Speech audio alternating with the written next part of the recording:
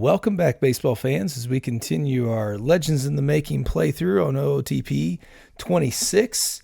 We are going from 1921 to 2025. This episode, we're aiming to go through several seasons, 3, maybe more, to try to pick up the pace as we go. My goal is to maybe get to up to 5 seasons per episode now, so we can get through this cycle a little bit faster. I will have some more time on my hands to hopefully get that done. So where we're at, we are about to go into the first year player draft. We did have Lefty Grove retire on us, so he will no longer be around, but he did 309 wins. He won the Cy Young 1, 2, 3, 4, 5 times, 4 times in a row. So we did great getting him. I mean, what did we do? We purchased by this. Yeah, that was, got him in 1921 before we started with the draft. So we did luck out on that one. He's going to go first ballot Hall of Famer, I would imagine, finishing with 309 wins, 2,500 strikeouts. Now, 3.73 ERA. How does that match up? ERA is much higher, slightly more in wins. He had a lot more losses, though. Strikeouts, he had more strikeouts. So innings pitched 3940. Well, for us, 1,000 more innings pitched. No wonder. So he had a lot more that he was leading for us. So he ends up doing that, but the pitchers seem to be the ones who are benefiting in this that we've got. Well, hey, hang on. Something. Oh, it's on commissioner mode. That's not what I want. There we go. Okay, so we're going to kick off the draft, and we are going to see what we have. So Smokey Burgess, Duke Snyder, Artie Wilson are the top ones. Jack Banta as far as pitchers go, but Eddie Yost is there, so we'll see. The White Sox are going to kick it off by taking Smokey Burgess. The Athletics will take Duke Snyder. Tigers take Artie Wilson. The Philadelphia Blue Jays. Really? Huh. That's interesting. Sam Hairston. Boston Braves take Leon Kelman. Nellie Fox go to the Cubs. The Reds take Jack Banta, the first pitcher. Eddie, the walking man, Yost goes to the Pirates. The Boston Braves take Schultz. Granny Hammer goes to Pittsburgh. The Giants take Joe Nuxall. That name I know. Clem Labine goes to the Yankees. The Guardians take Bobby Avila. Billy Goodman for the Dodgers. Whitey Lockman for the Senators. Luis Widow Aloma for the Red Sox. We finally get a pick. Art Fowler's who they're suggesting for us. I mean, there's nobody out here. This is also in the lean years of World War II. Don Mueller at least can hit the ball. Played for New York. I mean, there's really no one out here that I recognize that's going to be worth taking, I don't think. Medina, maybe? I mean, it'd almost be better to take a chance on a Negro League pitcher. What can he do? Fastball, slider, curveball, changeup. Oh, he's got so many pitches. Let's try for him. Okay, so that's going to be our first one.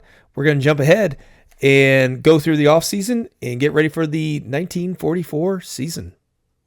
And here we are, opening day 1944. Going to go up against the Pittsburgh Pirates. We lost the World Series to the St. Louis Browns, our crosstown rival, last season after 2 back-to-back 90-win seasons.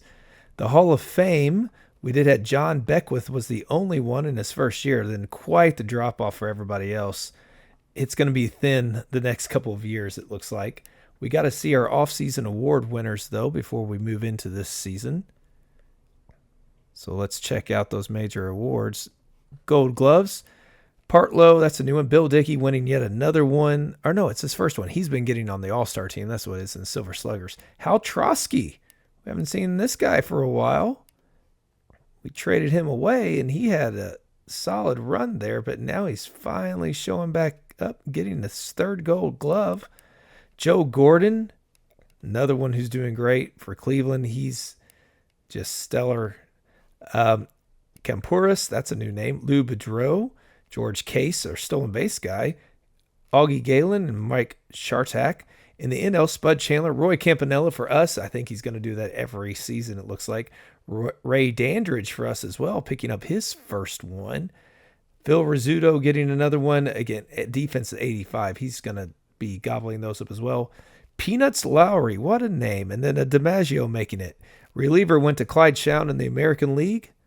We're still not to the closer era yet. Nick Strinchevich beating out George Castor in the NL. Platinum Stick Award winners, Larry French, Bill Dickey again, Fletcher, Joe Gordon, Joe Cronin. There's our guy that we traded away. And he has been fantastic for them, especially the last 7 or 8 years. I'm sure he's in line to have a good run at the Hall of Fame. I hope he makes it.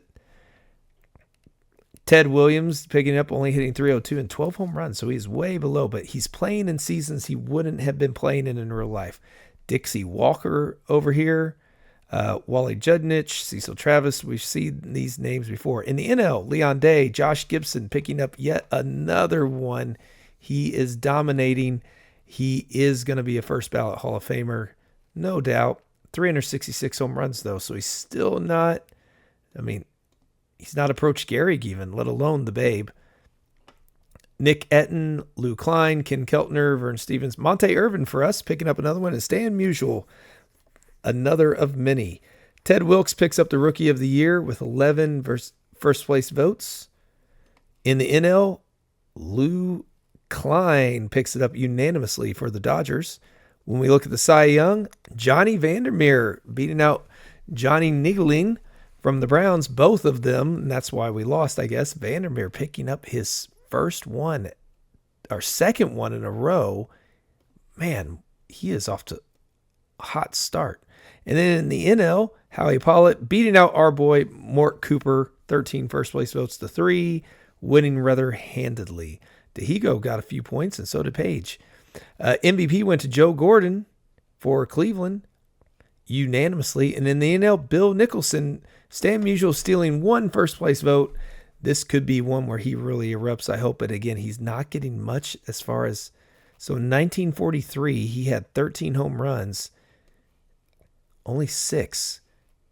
I don't know why the hitting. It may be because the Negro League players being in there. Maybe it's like how many home runs were hitting the whole league that year that it's factoring in, and it's divvying it out from there. I don't know.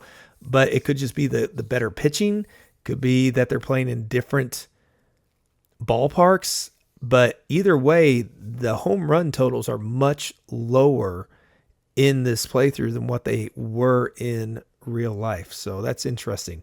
But with that being said, we're going to jump in. So we got Phil Rizzuto, Roy Campanella, Stan Musial, Hank Greenberg is back, Hammer and Hank. He's ready to go again for us.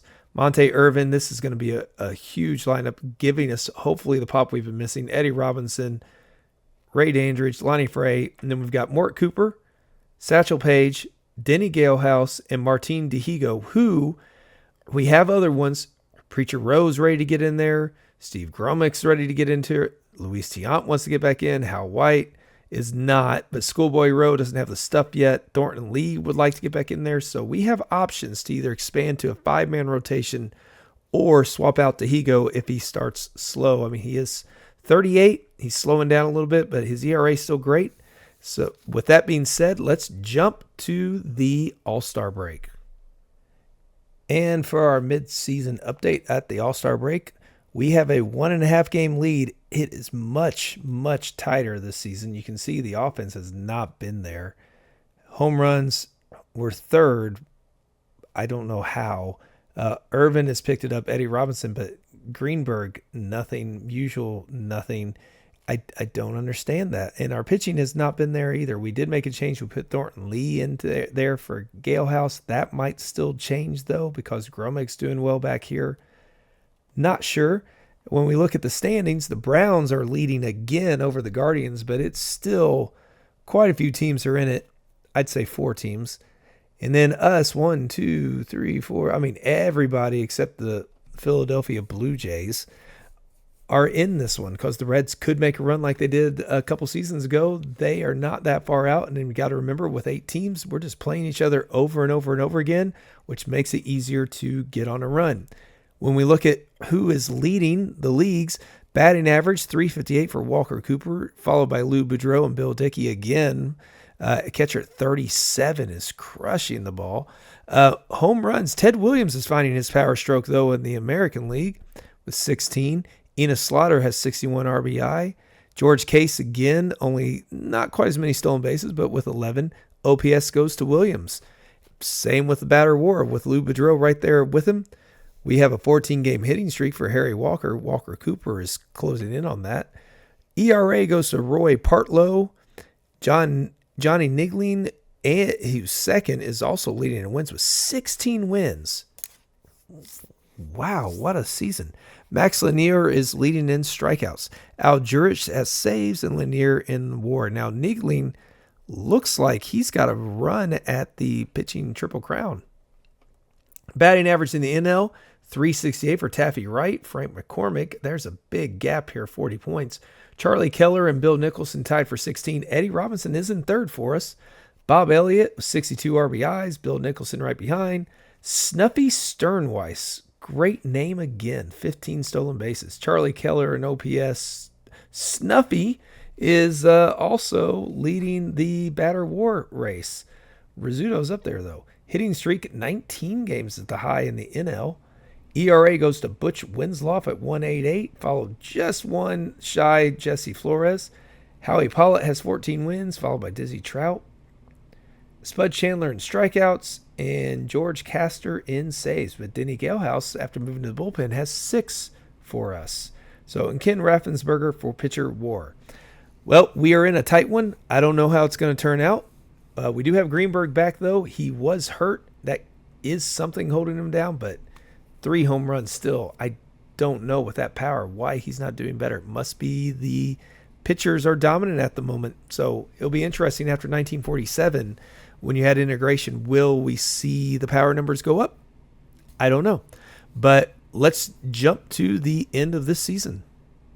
And the season came down to a close. We struggled down the stretch, finishing 4 games back behind the Dodgers, who came back to get it. In the American League, it was the Browns again running away with it. And this time, after making it, they go up against the Brooklyn Dodgers looking to win their first championship in their history after not making it to the World Series since 1931. And they start off strong with a Game 1 win, lost Game 2, won Game 3, lost 4 and 5, but then won 6 and 7 to bring home their first World Series victory for the Dodgers. And the Browns, 3 in a row at the World Series, taking 1, not too shabby. When we look at the end results, I mean, Eddie Robinson and Monte Irvin both had 22 home runs apiece. But again, this is all pitchers. So the league leaders wrapping this up. Walker Cooper won the batting title in the AL. Ted Williams getting 27 home runs, showing a little bit of pop. Dom DiMaggio, 96 RBI. George Case with 25 stolen bases. The OPS for Ted Williams, 953. Dom in WAR. And then we had the ERA being Nigling. Nigling also in wins with 30 wins. Wow, he crushed it. 154 strikeouts, which was not enough. Max Lanier is going to get it, and Hal Newhouser is finally showing up among the prominence. This was his era right now. Joe Cascarella, 18 saves, and Max Lanier winning the WAR battle. While batting average in the NL, Taffy Wright with 331. Campanella did get up to 319. Home runs, 29 with Keller. Monte Irvin and Robinson were both there in third. Bob Elliott with RBI 96. Snuffy with stolen bases, 34. Phil Rizzuto making it up there, though. OPS, Bill Nicholson, shortly followed by Roy Campanella. That's good to see. Snuffy got the batter WAR over Roy as well. Hitting streak at 23 games for one of them. ERA, Butch Winslow at 206. Howie Pollitt wins. Strikeouts were Spud Chandler's specialty. Bill Lee gets the saves category. And then pitcher WAR goes to Howie Pollitt. So that's where we're at as of right now. We'll be coming up on the draft pool announcement, and we're just going to jump to the draft and the awards, see what happens in this offseason as we get ready for the 1945 season. All right, time for our first-year player draft. These are the top prospects. You'll see Jackie Robinson showing up here as 25-year-old second baseman, although he does start his first season in 47 as a first baseman for Brooklyn because they had our own Eddie Stanky in second base instead. Nellie Fox is up here. Eddie Yost apparently did not get signed by the Pirates last time. Richie Ashburn, and those are all the ones that kind of stick. This is a great name, though. Herm Weimeyer.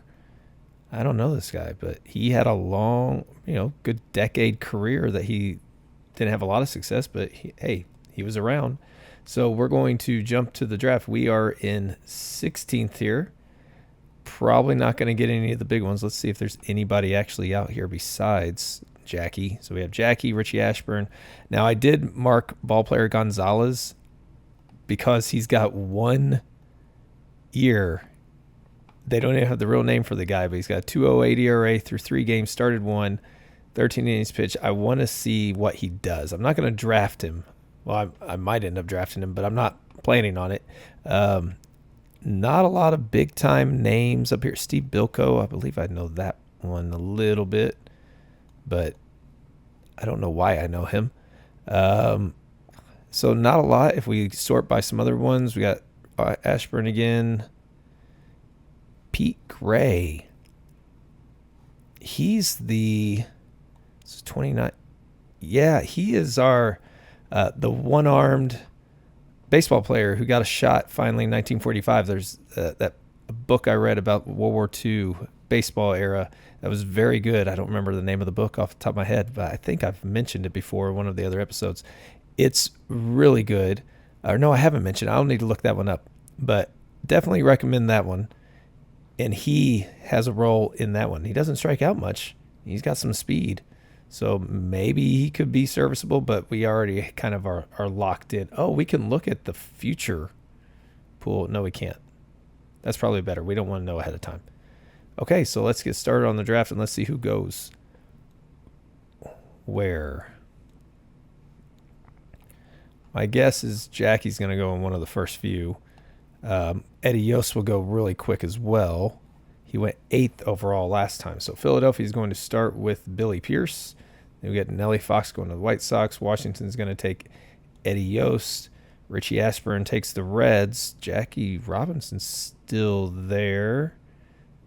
Not much longer. Pittsburgh takes Mickey McDermott. Irv Palika. Jack Harshman goes 8th. Carl Sawatsky. Okay, so, man, he fell to 10th. Jackie Robinson finally went to the Pirates. Chicago takes Dick Kokis. Al Lefty-Aber. I hope he's left-handed. He is. Okay. Philadelphia takes Ben Flowers, and we got the Giants taking Pahalski. Herm goes to the Guardians, and the Braves take Bilko. Now, they are recommending that we take Jim Hot Rod McDonald. Might do it just because that's a great name, even though he doesn't really seem to have much upside, but nobody left has much upside. Reynaldo Drake, I don't know that name. He's Cuban. He must have been a Negro League player. They just don't have any stats for him. I think we're going to take our shot on him. He's just solid all along the line. His defense, or he's a center fielder. He's got great range. So let's go ahead and take him for our first one because I don't know who else is out there. But we're going to jump ahead. You can see we're in the middle of the award season. So I'm going to finish up the draft, and we'll come back to see the awards and get started on the 1945 season. And we are ready for opening day, 1945. We're going to open up against the Chicago Cubs. Our lineup is as such: Eddie Stanky getting the lead off, Eddie Robinson, first base again, Stan the Man Musial, Hank Greenberg, Roy Campanella, Monte Irvin, Ray Dandridge, Phil Rizzuto. We also have up for the first time Carl Furillo, sorry. Not sure how the double L goes for him. I know he was a Dodgers player and had a lot of success, helped bring them the championship in the Boys of Summer book I remember reading. So I do know he did that at least, and he had a good career for them. So I'm excited that he will do the same for us, where he's up a season ahead of time, it looks like. So he's not starting for us, but he might be by the end of the season. Cool Papa Bell's still there at 41, still capable of filling a role for us. Lou Finney's on the bench. Hank Majeski, Lonnie Frey, Martin DeHigo can still potentially hit a little bit. I mean, if we look back at last season, He did hit 244 with 4 home runs. He only had, he had a decent amount of plate appearances. But he's there for pitching. Pitching, he did great. He's close to 3 games, but he is not going to be starting for us. Satchel Paige, Mort Cooper, Preacher Rowe, and Steve Gromick's going to be the first to get a shot. We might go with Schoolboy Rowe. We might go with Thornton Lee. We might go with Denny Galehouse. We might go with Dihigo again. Or Luis Tiant. Not sure where we're going with this. I mean, Tiant hasn't started in quite a while for us. So he might get a chance to at this point because he's unfortunately not going to be up for the Hall of Fame at the rate that he's going with what we've been doing. He had a good, solid career for us, but he's been in and out of the lineup. Now, when we look at the prospects, we do have Furillo there in 6th this season, so that's encouraging. But the Cubs have Al Rosen coming down the pipeline. Warren Spahn coming through. He'll be starting this year, I'm sure. George Kell is there as well. So they are set, it looks like. And the Tigers as well have a couple with Yogi Berra leading the way. Hall of Fame voting results. Lou Gehrig in his first year is the only one that had actually made the Hall. 1,700 runs, 2,600 hits, 1,700 RBI, 410 home runs. So again, hit 342.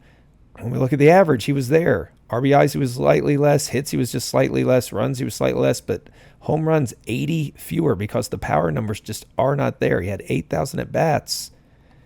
For us, slightly less. But as far as plate appearances go, again, not the 80 that would have mattered. So he was right there as far as scoring and such, but he just couldn't get there. But he had a heck of a career, racking up 6 MVPs, 1 Gold Glove, 11 Silver Sluggers there, or Platinum Sticks, a Playoff Series MVP, 3 World Series titles, 6-time All-Star. So heck of a career for Gehrig, still one of the best. None of the others made it. There were some that got kind of close. Hack Wilson's dropped way lower after having about 50 or so.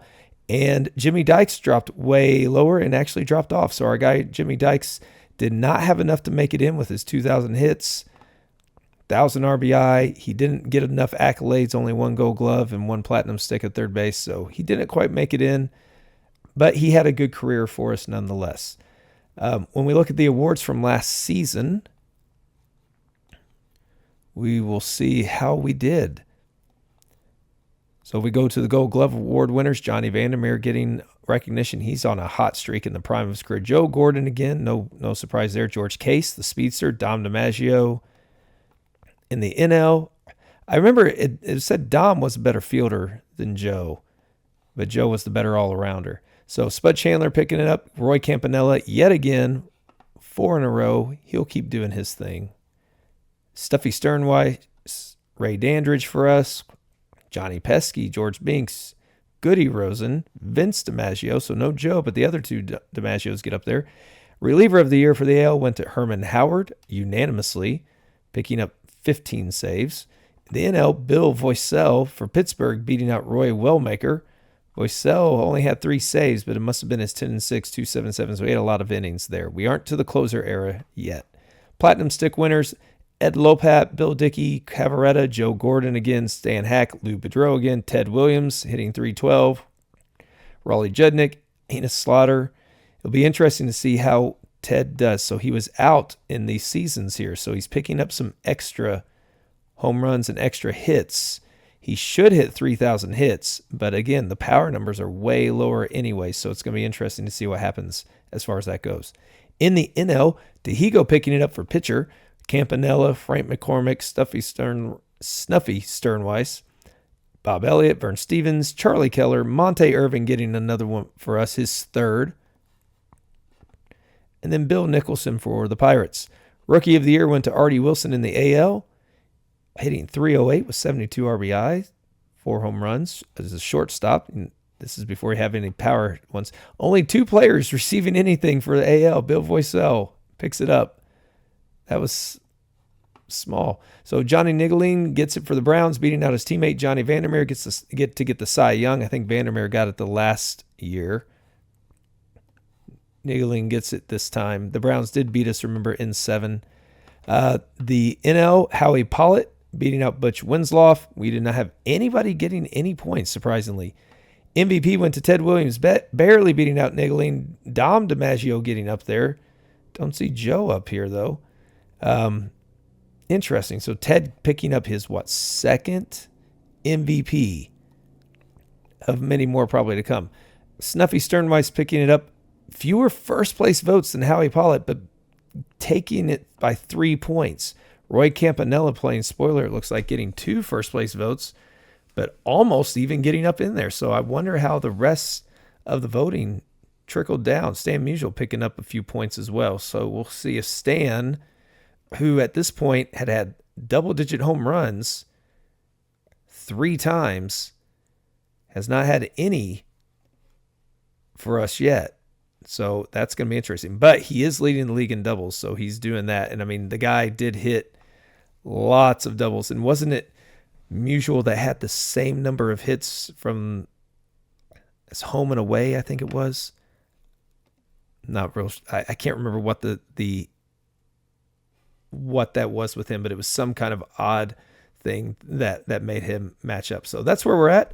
We're going to be going through 1945, get to the All-Star break, and see what's going on with this season as we wrap up not just 1945, but the end of World War II, where in real life, the men would start becoming back in 1946 and start showing up again to continue to play their baseball careers after a few years off. So it'll be interesting. Will power numbers pick up at all individually, or are we still going to see the lower record totals out there? Let's find out. At the All-Star break, you can see we are doing fantastic with a .692 win percentage, but we're only 6.5 up against the Pirates because we are the only 2 teams above 500. We've not had anything like this before, so although it feels like we should be running away with it because the Pirates are doing the same thing to all these other teams, we aren't safe by any means. You can see as far as our team goes, we're second in runs scored, batting average, OPS, on base, batting WAR, all that's great. Home runs were third. Runs against were first, so the pitching's been solid. The defense has been solid. We've had to make some changes because Satchel Paige was out for several weeks.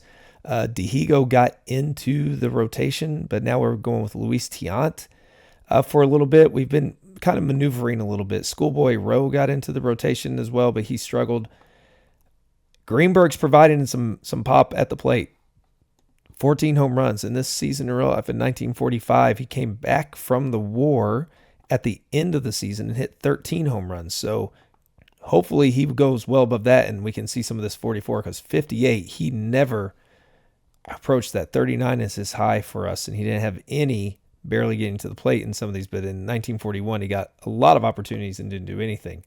So when we look at the standings and where people are, the AL is much closer. No one's even 10 games back.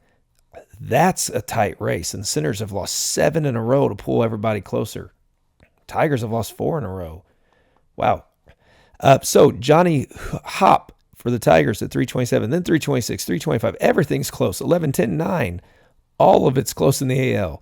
So Stan Spence is beating out Williams and DiMaggio a little bit. Spence is also first by a wide margin in RBI. He's making a Triple Crown run. Johnny Hop is leading in stolen bases as well as batting average. Quite a lead there. OPS goes to Williams, though. The WAR is Stan Spence. I don't know Stan Spence. He was a wartime player and then dropped off. So this is his peak. He's enjoying his opportunity. Hitting streak, 19's the number. Wally Moses. ERA, Johnny Schmitz at 202, then Dreiswood and Passau. Tex Houston and Dutch Leonard and Johnny Niggling all up there with 10 wins. Hal Newhauser, though, with 100 strikeouts, separating himself. Hal Schumacher with 17 saves. Really big number there as far as saves go. We don't usually see stuff that high.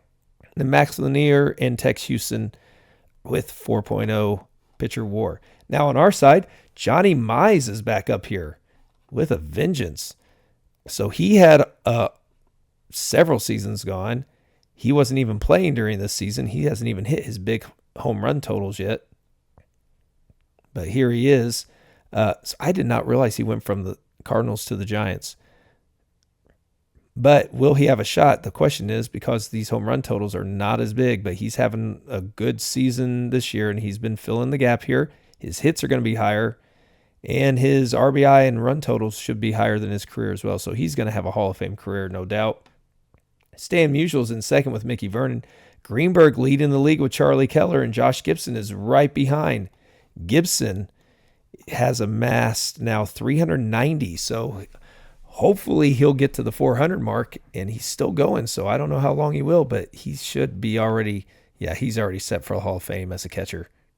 No, not surprising with all these all-stars and everything. Johnny, that's a fun name. Johnny Dickshot is going to be, I have never heard of him. His nickname is Ugly. Johnny. That is great. How have I not heard of this guy? I'll remember him. So Johnny Ugly Dickshot is going to be coming in. 12 stolen bases. Mickey Vernon with 12. Doc Kramer with 8. Then we have OPS, Charlie Keller, Johnny Mize, Josh Gibson, all in a tight one. Way higher than the AL. Batter war goes to Keller. Monte Irvin had an 18-game hit streak, but Vern Stevens has almost caught him. Preacher Rowe with a 1.82 ERA is doing his thing, crushing it for us. Harry Breachin, Mort Cooper, and Ken Raffensperger all with 11 wins. Bob Feller is way ahead of the competition with 121 strikeouts. Saves would be Eisenstadt, so we have two large save leaders here, 17 in both leagues. Denny Galehouse for us with 8, and Harry Breachin with a 4.9 pitcher WAR. So that's where we're at. Let's check out the All-Star teams. In the AL, we have Bill Bevins, Dayswit, Max Lanier is named the starter. Dutch Leonard is there again. Niegeline is there. No Vandermeer, interestingly enough. Johnny Sane, Ernie Lombardi, and Roy Cullenbine, Luke Appling. So we see some Hall of Famers here. Lou Boudreau, Ted Williams, Dom DiMaggio. No Joe DiMaggio. Interesting. In the NL, Mort Cooper for us, but Howie Pollitt named starter. But then we have Preacher Rowe, Martin DeHigo are both in it as well. Campanella with the start, beating out Gibson actually this time. Well done, Roy. Even though Gibson has a lot of better numbers, it's got to be the defense and just popularity there for him. Johnny Mize is starting. Eddie Stanky made it for us behind Snuffy Sternweiss. Pinky May, Johnny Pesky, Hank Greenberg making it to the All-Star team. Sitting behind Charlie Keller. Monte Irvin with the start. Stan Musial with the start as well, hitting .334, so he's leading the way. And we are going to go through the end of the season, hopefully be in the World Series when all is said and done, with Pittsburgh hot on our tail. Here we are at the end of the season. We almost reached 100 wins. We did run away with it, though. 10 games up against the Pirates. The Brooklyn Dodgers ended up with a good second half. We are going to be going up against Detroit.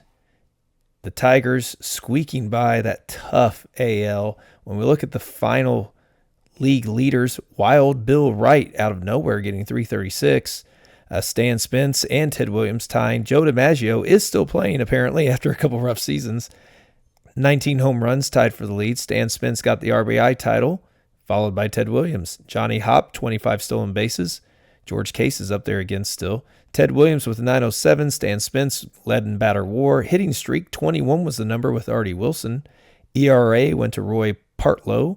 Max Lanier with 21 wins. Hal Newhouser with 177 strikeouts. Johnny Sane with 22 saves, so hardly any saves in the second half for the leaders at 17. Max Lanier with 7.7 pitcher WAR.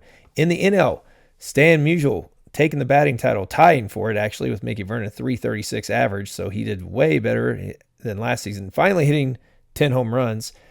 Greenberg, though, setting the pace for the majors with 24 home runs, followed by Josh Gibson with 20, then Charlie Keller. RBIs goes to Greenberg, 110. Johnny Dickshot with 22 stolen bases.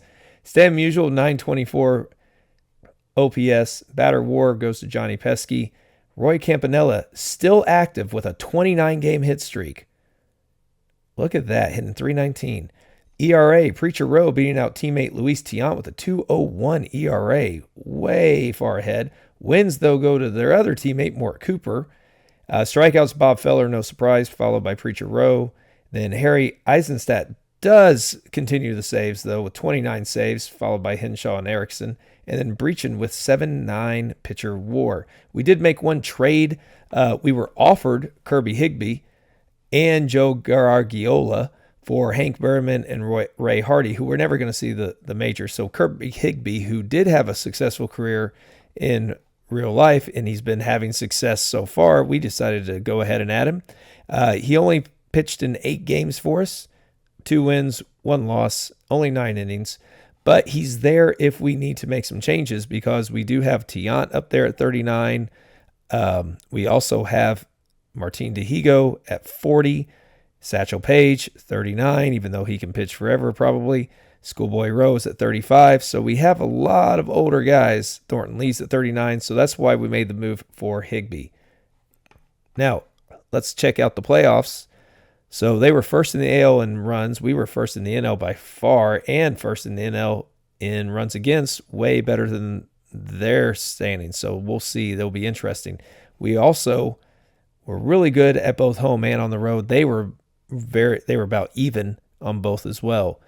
Historically speaking, they have not won the pennant since 1933, which is the last time they also won the World Series, but they have 4 championships, 9 pennants.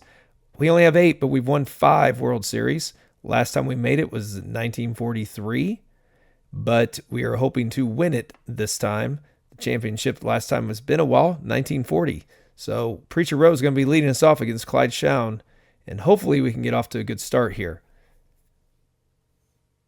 And we don't, falling 5-3. Greenberg hit 2 home runs, though. Unfortunately, they were both solo home runs, so we weren't able to get that out. We're now in Detroit again. We do win behind Mort Cooper. Higbee coming in for the save. Monte Irvin getting the home run that time. And now we go to St. Louis, and hopefully that'll be where things turn around for us as we send Denny Galehouse out there. But 3-2 we go down. Eddie Robinson got himself a home run after hitting 13 for the season. Game 4, we take it 10-4. Robinson got himself another home run. Tiant pitching for the victory. Dihigo getting a save. He must have been in for quite a while, or else we scored very late. That brings us to Game 5 in St. Louis. We need to take this one if we can. We do 4-3. Thornton Lee gets the win at Robinson. 3 games in a row now with a home run. Now we get Mort Cooper going in Detroit. And if I remember right, Cooper, he was our guy in real life, so we're hoping he can do it for us here. 44 was his better year, but we're hoping he can finish strong with us. Send us into our 6th World Series title. It's been a while. It's been 5 years. It'd be nice to get another one if we can.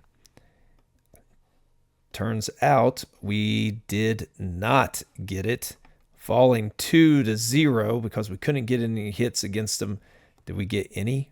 We had 7 hits, had more than them, but those 3 or the 6 hits that they had in the 3rd inning were enough. So that brings us to Denny Galehouse. Let's check out, though, because Preacher Rowe might be ready to go.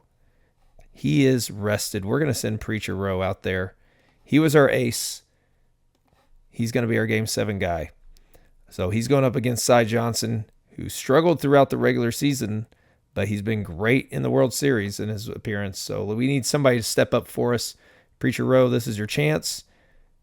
You have been okay, but this is your time to shine. And we fall 13-5. Greenberg and Irvin and Musial all got home runs, but it was not enough. Preacher Rowe was battered around there. So unfortunately, not a good decision by us, and we fall up short yet again to end the 1945 season. But we're going to do one more season in this episode, so we're going to see how 46 plays out. And we are ready for the player draft of this season. We're going to be picking 16th, way at the end. The Browns are only behind us because of a compensation pick. When we look at the potential pool with everybody involved, we'll see who our stars are. Ted Kluszewski is out there. He had a good career for Cincinnati, so he'll be there. Big clue. Stan Lopata. Minnie Minoso, he played forever. He's one we would love to get. Carl Erskine is another one. He was with the Dodgers, the Boys of Summer. Apparently had a sweeping curveball. Johnny Grady Hatton. Not seeing any other big names off the top there. Anybody this way sometimes that pop up. Again, we're not seeing anybody really stand out. Wally Post. There we go. Yeah. So he's another one that's disguised as a pitcher, but in reality, he's an outfielder. So that's one we might, depending on who we have available, we're going to go after him because I could see him being forgotten about. So we're going to start the draft and see who starts to go off the board. Starting with the Cubs, who are going to take Ted Kluszewski. No surprise, Cincinnati takes Stan Lapata. Al Fuzzy Smith going to the Phillies. White Sox take Carl Erskine. Minnie Minoso goes to the Giants. Mickey Tabarn to Cleveland.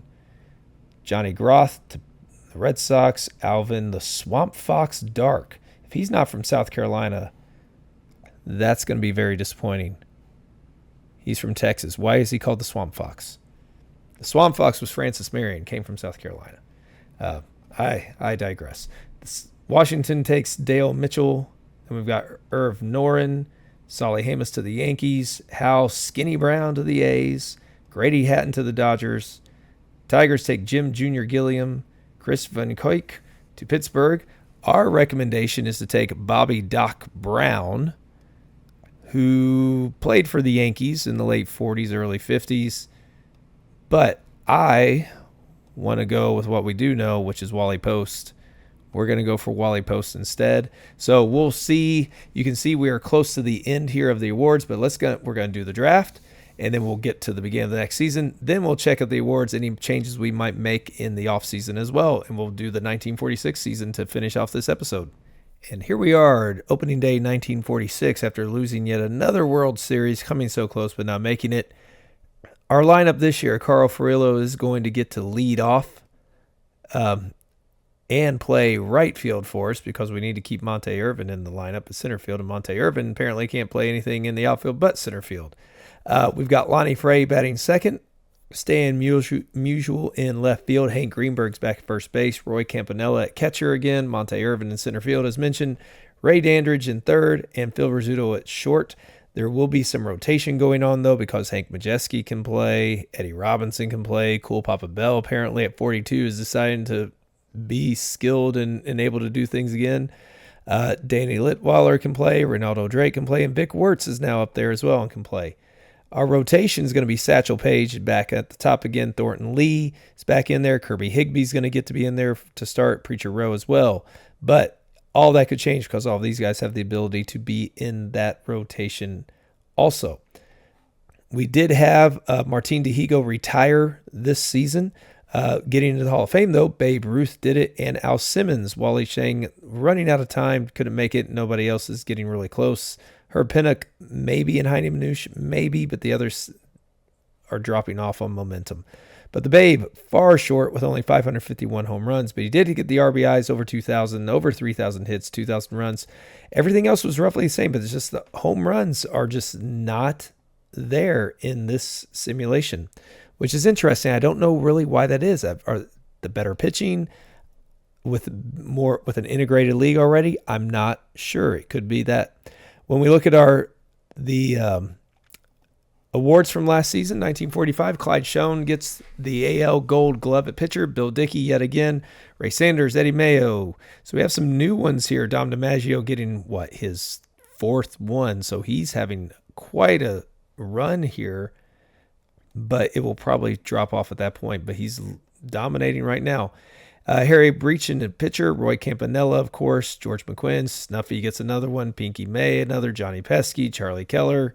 Vince DiMaggio, another one. This is 2, 3, 4, 5, sixth one for him. He's having a solid career outside of his batting average. Isn't doing too hot, but he's got 1,000 hits still, and he's racking up the defense. As far as relief work, Johnny Sane unanimously winning it for the A's, picking up 22 saves. And Thornton Lee for us, 13 saves, 8-6 record, 1.64 ERA. He's going to get it over Roy Henshaw, who had 23 saves, and Denny Galehouse was up there as well. Both of these guys started a few games, I believe. Platinum Stick, AL, Larry French for pitcher, Bill Salkeld, Augie Galen, Luke Appling at 39, picking up another one. He's right there. The problem is like the Hall of Fame, monitor, some of these averages are a lot higher whenever I do like these old-time simulations because they're a lot pickier at the beginning on who gets in. So it makes it harder to get in potentially for later down the road. Ted Williams picking up another one, hitting just 286 though. Joe DiMaggio getting his. Stan Spence. Now I'm interested with World War II being over, will the numbers start to show back up? Because Ted Williams, for example, is back in the majors in 1946 with hitting 342. So will these numbers start to jump up again as he goes? We'll find out. In the NL, Stubby Overmeyer, there's a new name. Josh Gibson getting one again. Mickey Vernon, Snuffy getting it again. Snuffy Sternweiss is having a very solid few seasons. Woody Kurowski, Vern Stevens, Charlie Keller, his name's popping up over and over again as an all-star and other things. Is he up for, well, he hasn't been around long enough. So we'll see how he is as far as Hall of Fame goes. As he ages, Del Ennis and then Stan Musial yet again at right field, getting 2 there for the Platinum Stick. He also has 4 All-Stars, so he is just doing his thing, and I hope he continues to. AL Rookie of the Year goes to Bill Sauckeld. Philadelphia's Del Ennis picks up the NL over Warren Spahn. Cy Young goes to Max Lanier, beating out Clyde Schoen. So the Yankees ace picks it up at 21-2 record, 2.42 ERA, and 159 strikeouts. Preacher Rowe picking it up for us unanimously, beating out Bob Feller. What a season for him, except for the playoffs where he couldn't win a game for us. In the AL, Stan Spence, no surprise the way he was leading the league in many things and just having a heck of a season, picking it up for the Washington Senators. And Stan Musial unanimously for us. Well done, beating out Charlie Keller. And he, again, dominated just like Spence did in the AL. So that's where we're at, getting ready to jump into this 1946 season. So we're going to go to the All-Star break to see how the season is shaking out. Well, at the All-Star break, it is a struggle this season. 8 games back. We're above 500, but the Cubs are just controlling things. We are struggling offensively, really having a hard time scoring runs. Defensively, we're doing much, much better, but we just can't get there. I put Cool Papa Bell in there to see if he could spark something at the top of the lineup, and he does have 9 stolen bases since doing that, but he's at second base, so that's hurting us defensively. Greenberg has 12 home runs, but his average is taking a dive, and Musial's, he's doing okay, but everybody's really struggling this season. We can't find a pitching rotation for our 4th starter. The top 3 are doing great, though, but everybody else has kind of struggled that have gone in there. Now, when we look at the standings in the AL, the Browns are back up on top above Cleveland, but again, it's a really tight race, just like ours is too. We could go on a run. The leaders, Luke Appling's hitting 355. Ted Williams is back with a vengeance, hitting 349. Ralph Kiner with 15 home runs, so the home run total looks like it could go maybe to reach 30. Williams is up there. Lou Riggs is up there with 54 RBI. Ina Slaughter showing up. Johnny Hopp in stolen bases. Ted Williams with the OPS by far. Batter War Carden Gillenwater. And then Joe DiMaggio with a 22-game hit streak. Mickey Harris, 2.2 ERA. Johnny Schmitz, 14 wins. Hal Newhouser leading Lanier barely in the strikeouts. Jumbo Brown and Hal Schumacher with 13 saves. And Johnny Sane leading in the pitcher war. In the NL, we have Mickey Vernon hitting 363, leading the majors with that one. Hank Greenberg and Whitey Kurowski with 12 home runs. Easterling has 60 RBIs. Josh Gibson's up there, though. Has he hit his 400th?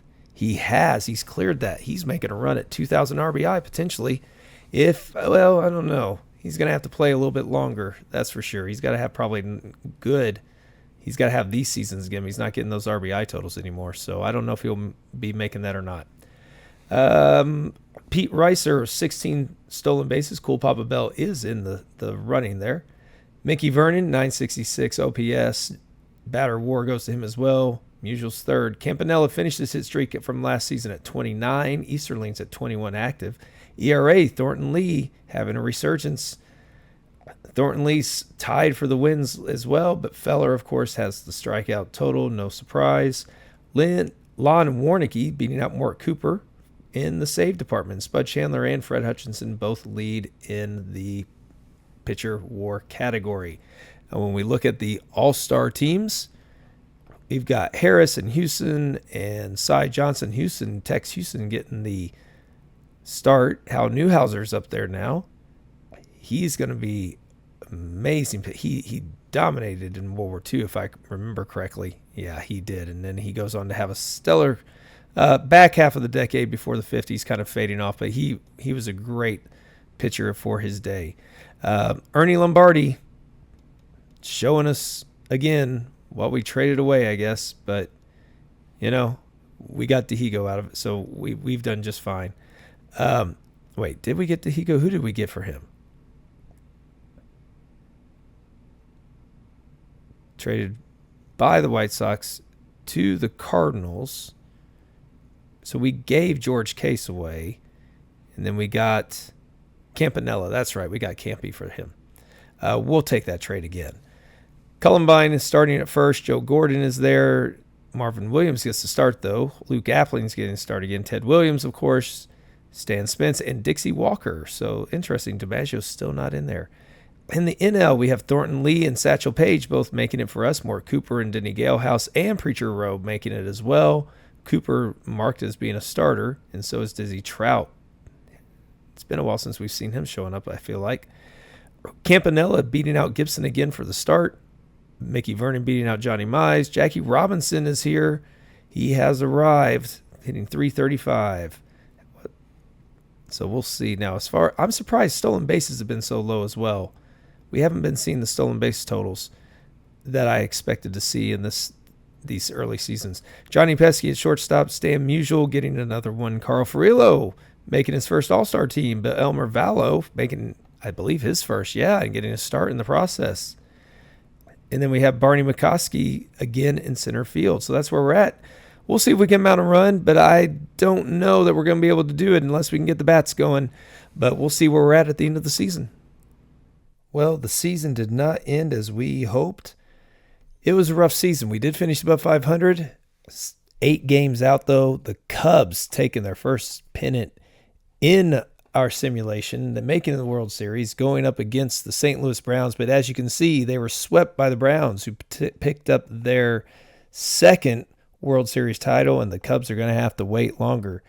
They showed up, and they just got swept away. Didn't even stand a chance. But the Cubs could hang their hat on making it. We couldn't do that. The Browns had a good season, crushing it. The Tigers, who were up there not too long ago, 30 games back. So we struggled. The league leaders ended as such. Dixie Walker taking home the batting title, .343, barely beating out Williams. Kiner breaking the 30 home run mark at 31. Tommy Holmes getting 104 RBIs. Joe DiMaggio had 90, popping back up. Johnny Hopp, 27 stolen bases. Williams had the OPS crown, though. Batter war as well. Joe DiMaggio with a 22-game hit streak. Newhouser with a 2.2 ERA. Max Lanier with 22 wins, but Newhouser again in strikeouts. So it was so close. One went away from a pitching triple crown. And then we had saves. Smokey Owens with 23 and Lanier getting pitcher war. In the NL, Mickey Vernon with a .348 average, beating out Pesky and Mize. Greenberg leading the league in home runs yet again with 26. So 2 years in a row, but very small titles. 81 RBIs, so he is way off the pace from his real-life totals of .331 because he's not hit 40 in a season. I mean, he's barely hit 30. He's hit 30 twice.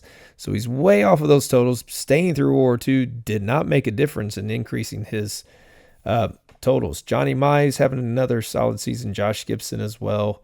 RBIs goes to Gibson. Stan Musial was up there at 96. He did hit .309 as well.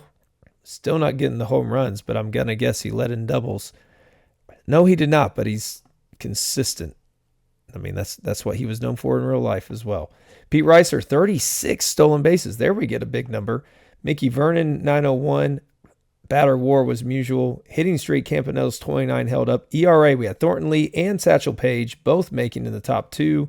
Lee was second in wins behind 23 for Fred Hutchinson. Strikeouts, no surprise. Bob Feller again with 239. What is he up to in the strikeout total? He's led it several times and in innings pitched. He's been durable. 1,800 strikeouts, so he should pass 2,000 next season. Saves went to Lon Warnicki, beating out Mort Cooper by quite a margin, though. And Spud Chandler with a 6.9 pitcher war. So that's where we're going to leave off on this episode. We'll pick up next time, and we will finish out the 1940s as the goal and get up through 1949 so we can start the next decade in just a couple weeks. So thanks again for joining me. If you've been enjoying it and you haven't already, subscribe so you can follow along. Very easy. And it also helps other people find this. And that means a lot to me that you take the time to do that. So thanks again, and we'll catch you on the next one.